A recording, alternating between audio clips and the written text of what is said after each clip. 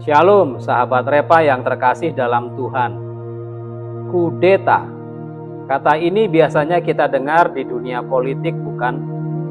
Tentara melawan pemerintah. Rakyat menolak pemimpin. Kekuasaan direbut dari tangan yang sah. Tapi hari ini saya ingin bicara tentang kudeta yang terjadi di dalam umat Tuhan. Sahabat, dunia sedang krisis kepercayaan terhadap kepemimpinan. Di gereja pun sama.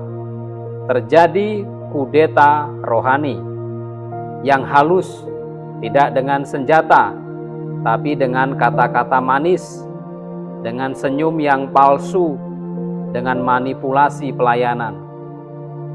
Ada orang yang kelihatannya rohani, bahkan aktif beribadah, tapi sebenarnya sedang menyingkirkan otoritas yang Tuhan tetapkan. Inilah yang terjadi pada zaman Daud.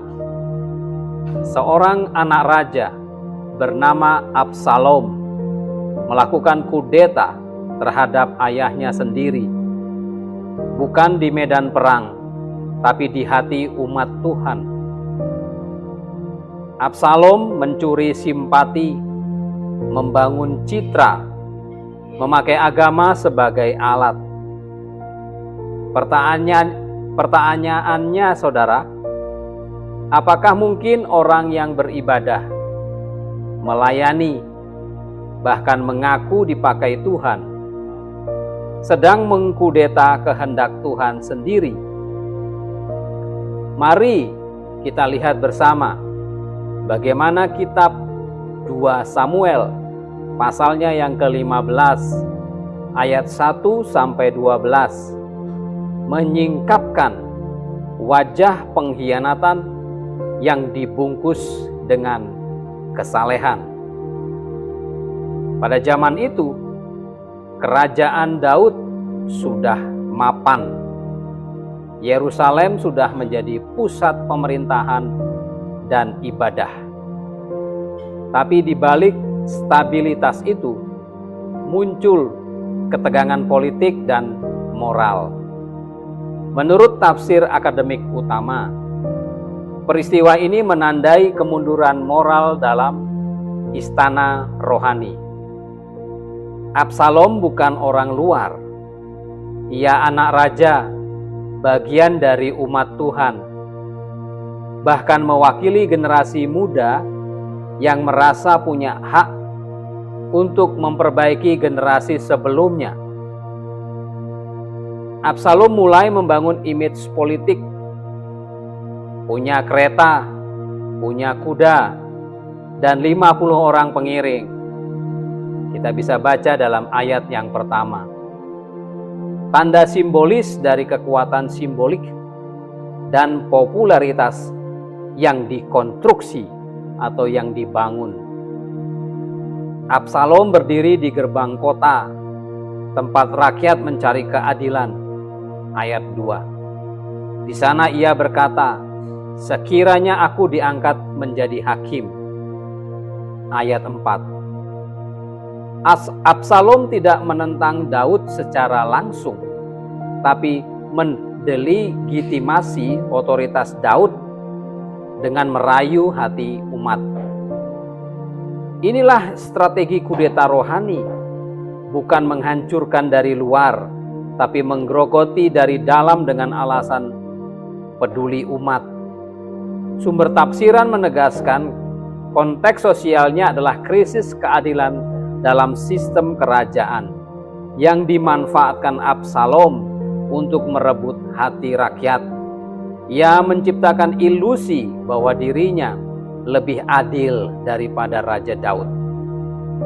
Dalam istilah modern, Absalom membangun brand atau merek spiritual baru dengan citra lebih dekat dengan rakyat, lebih rohani, lebih mendengar suara Tuhan. Padahal di balik itu, hati Absalom haus akan kekuasaan.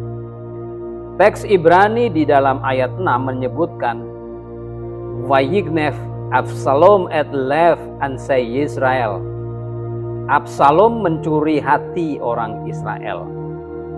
Kata genap berarti bukan hanya mencuri secara fisik, tetapi mengambil sesuatu dengan tipu daya dan pesona.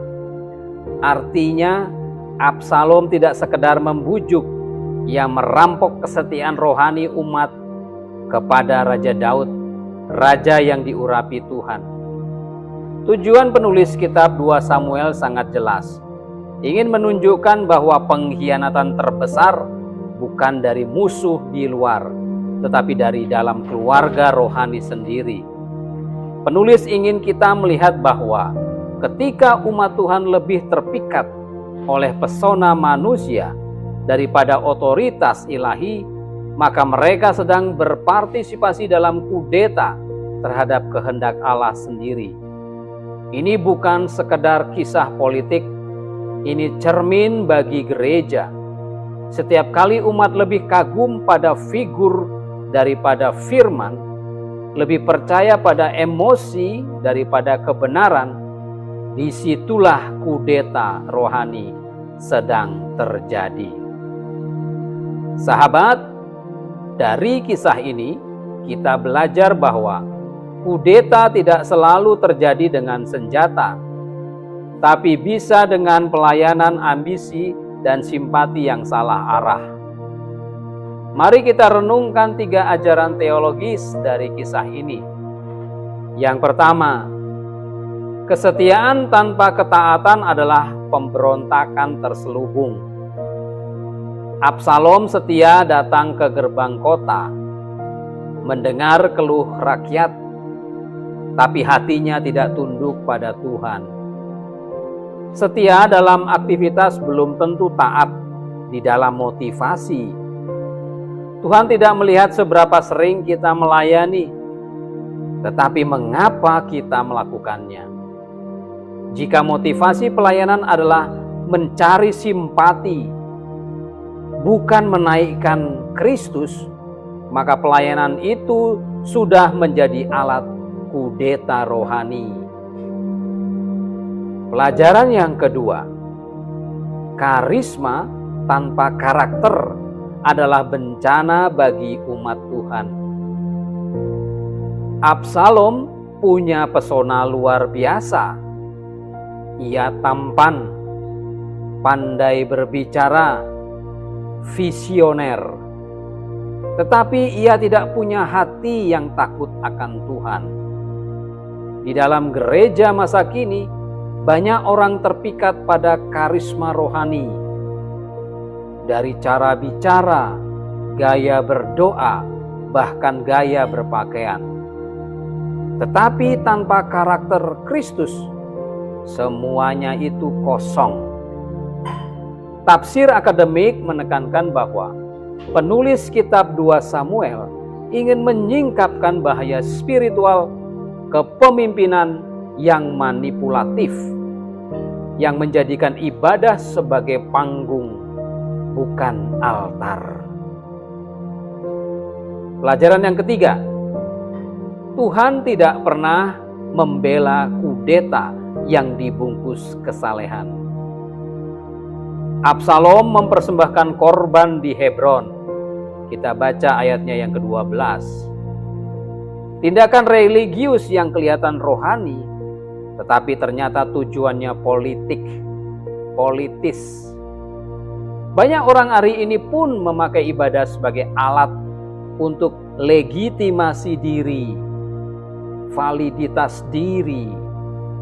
Namun sejarah menegaskan, kemenangan yang tidak lahir dari ketaatan akan berakhir dalam kehancuran. Tuhan tidak menolak orang berdosa, tapi Tuhan menentang setiap pemberontakan yang memakai namanya. Jadi, sahabat, kisah Absalom adalah peringatan bagi gereja zaman ini. Kita hidup di masa di mana banyak orang menukar kebenaran dengan popularitas, menukar kesetiaan pada firman dengan kesetiaan pada figur. Ingatlah, Umat Tuhan bisa mengkudeta Tuhan, tapi jika kita lebih menuruti emosi, kepentingan, dan ambisi pribadi daripada kehendaknya, itulah kudeta yang secara tidak sadar kita lakukan.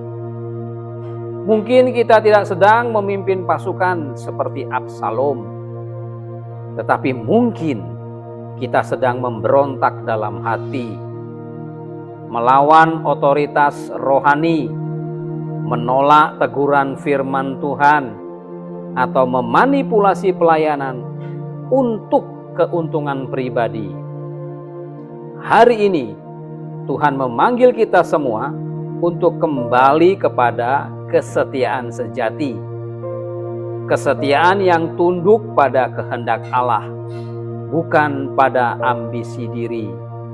Karena hanya satu tahta yang layak dijaga, yaitu tahta Allah di hati kita. Mari kita tundukkan kepala dan berdoa. Tuhan, kami bersyukur untuk firman-Mu hari ini. Engkau menyingkapkan betapa mudahnya hati kami tergoda untuk merebut tahta yang hanya milik-Mu. Ampunilah kami kalau kami pernah mencuri kemuliaan-Mu, menempatkan diri kami di pusat pelayanan, dan mengabaikan kehendak-Mu. Tuhan, sucikan hati kami dari ambisi rohani yang salah. Jadikan kami umat yang setia, bukan karena kami sempurna, tetapi karena kami mau tunduk pada kebenaran-Mu. Biarlah gereja-Mu menjadi tempat di mana Engkau tetap bertahta, bukan manusia yang bertahta. Di dalam nama Tuhan Yesus Kristus kami berdoa. Amin.